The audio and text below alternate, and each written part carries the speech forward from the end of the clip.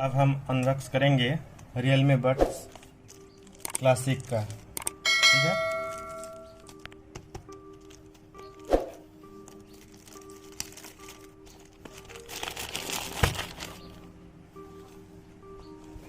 और देखते हैं अंदर से क्या निकलता है।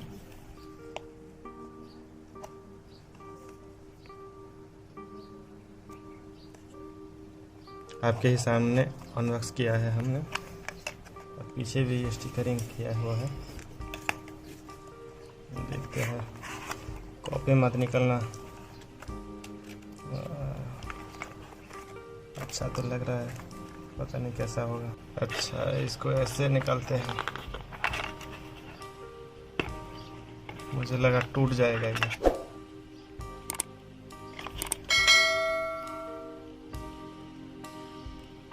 कॉपी तो नहीं लग रहा है।